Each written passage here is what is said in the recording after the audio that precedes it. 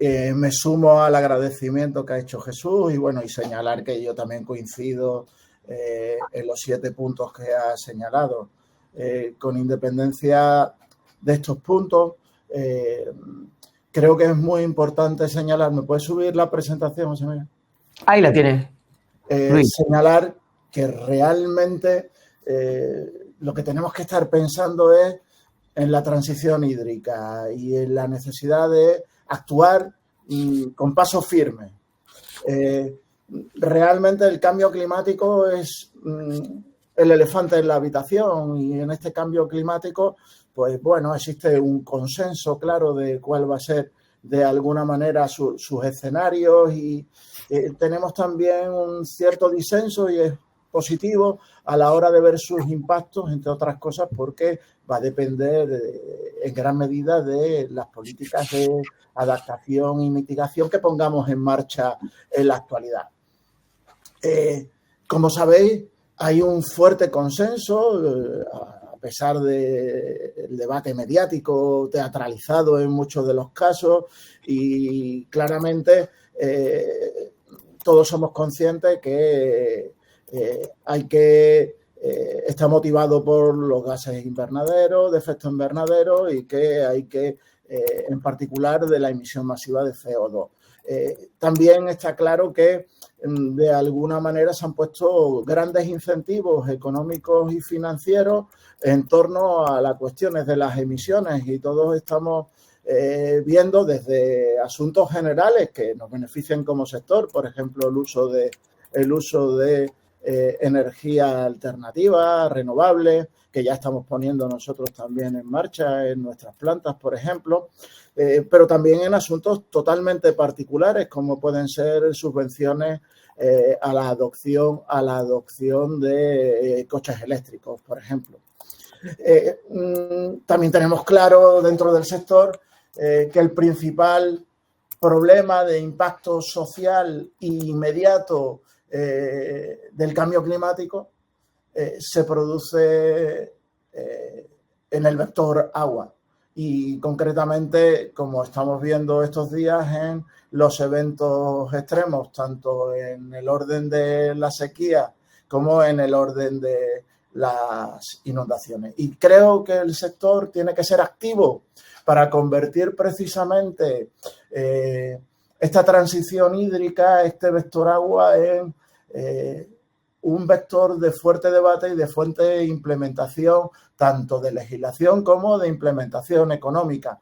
Hemos avanzado muchísimo, creo, en transición de tipo energética, también con grandes fracasos, no hay que negarlo, pero hemos avanzado muy poco en transición hídrica. Como bien ha señalado Jesús, esto se evidencia en infinidad de cosas, como por ejemplo en escaso debate sobre los costes, en escaso debate sobre la financiación de las infraestructuras, el estado de las infraestructuras, las tarifas, los reguladores, etcétera, etcétera, etcétera.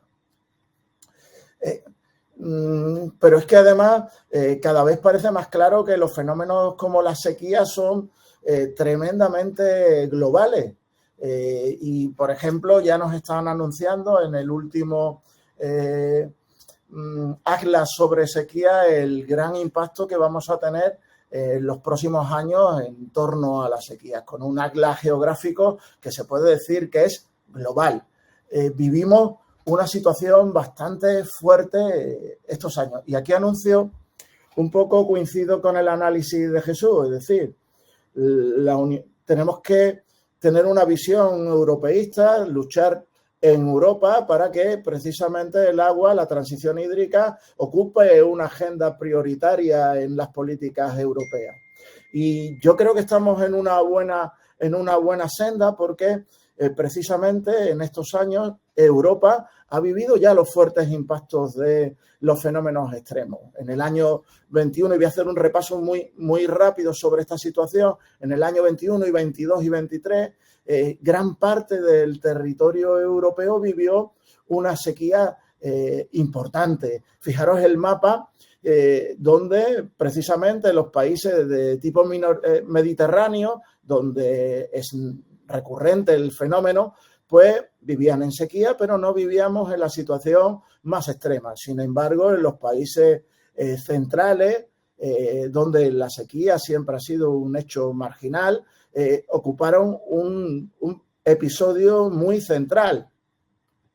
El norte de Italia, por ejemplo, empezó el año hidrológico con una fuerte sequía, con fuertes restricciones en la Emilia-Romagna. Fijaros en la imagen de los canales de una ciudad que vive plenamente del turismo, como es Venecia, y que acaban el año con fuertes inundaciones y con lluvias torrenciales y evacuación de 13.000 personas en estos mismos escenarios en el norte de Italia. En países como Países Bajos, donde sabéis que las políticas de drenaje han sido lo fundamental, han vivido también importantes episodios de sequía con un impacto sustancial porque de repente se les caen las casas cuando no hay agua en el subsuelo. Alemania vivió una crisis tremenda en los cauces de los ríos que tuvo que ver con su flota, una flota muy importante de navegación en el Rin, que no pudo navegar durante gran parte del año y que finalmente acabaron con una gran inundación en la Baja Sajonia.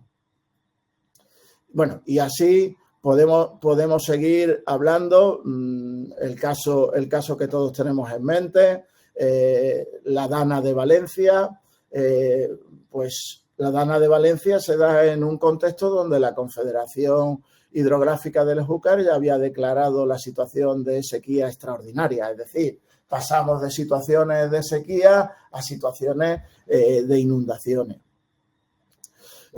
Las consecuencias del cambio climático, como bien ha señalado Jesús, pues van a tener situaciones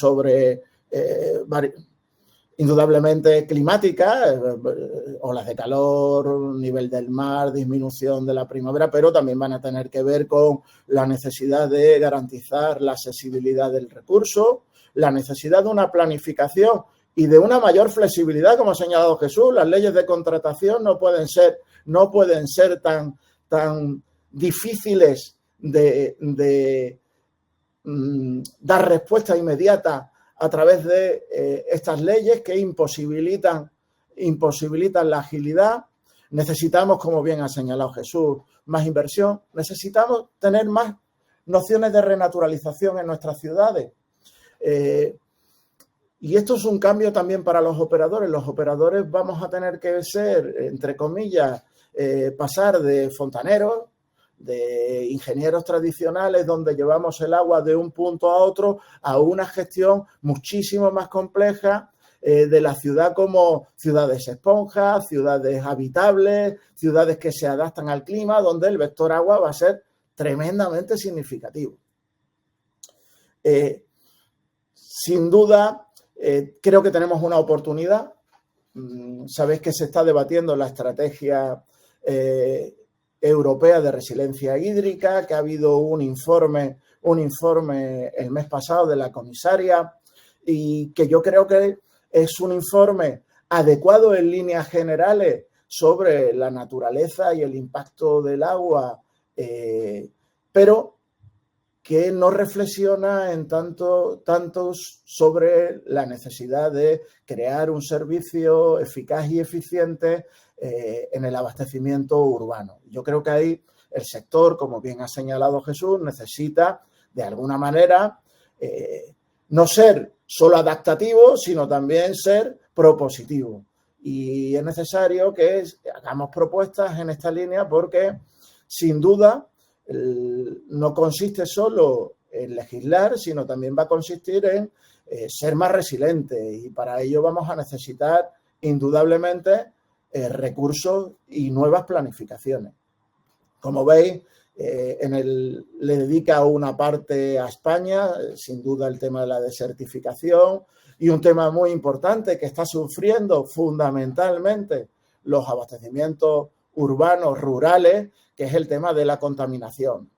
Y la sobreexplotación de recursos subterráneos. Como sabéis, el mundo rural en gran medida depende de estos recursos y cada vez son más vulnerables a la disposición de este recurso en términos no solo de cantidad, sino también de calidad. Lo bueno, que señala ampliamente la necesidad de actuación sobre los fenómenos claramente de riesgos extremos de sequía e inundaciones. Bueno, indudablemente toda noción científica, política, tiene una noción cultural. Yo creo que debemos como sector, tener una visión claramente de que las situaciones tienen solución, que tienen un carácter, que la naturaleza hay que de alguna manera convivir con ella, saber sus procedimientos, adaptarnos a ella y tener una visión de claramente no dejar a ningún territorio ni a ningún grupo social ni económico fuera de esta adaptación. No podemos, indudablemente, ver los periodos de sequía e inundación como una oportunidad de inversión, de rentabilidad solamente financiera. El sector es un sector que debe de invertir y no debe ser especulativo. Y lo que sí debemos de crear son mecanismos claros de co-creación, de debate profundo dentro de nuestros sistemas que nos permitan de alguna manera ver cómo el agua en sus términos fundamentales de gestión del recurso va a contribuir a tener una ciudad mucho más sostenible. Y simplifico con las soluciones. Creo que el sector tiene que trabajar en la creación de una ley de ciclo de agua urbana que además solucione estos 7 puntos y algunos más que Jesús ha señalado. Es decir, está claro que hay que eliminar los elementos especulativos que tiene el agua. Es decir, aquí, por ejemplo, se externaliza el servicio, no por eficacia, no por eficiencia, sino porque un ayuntamiento necesita dinero y con ese dinero no lo emplea en inversiones, sino que lo emplea en cualquier otro tipo de cosas. Eso crea especulación, no crea adaptación y además somete a una fuerte tensión al sector. Necesitamos mayor información, transparencia, que se establezcan marcos regulatorios, el famoso regulador, que se garantice la inversión, la financiación, se favorezca la adaptación y planificación de los fenómenos extremos y que se cree pues mecanismos claros de cogestión que permitan grandes consensos entre los diferentes sectores que componen los pueblos y las ciudades, tanto públicos como privados, tanto sociales como empresariales. Y nada más, muchísimas gracias.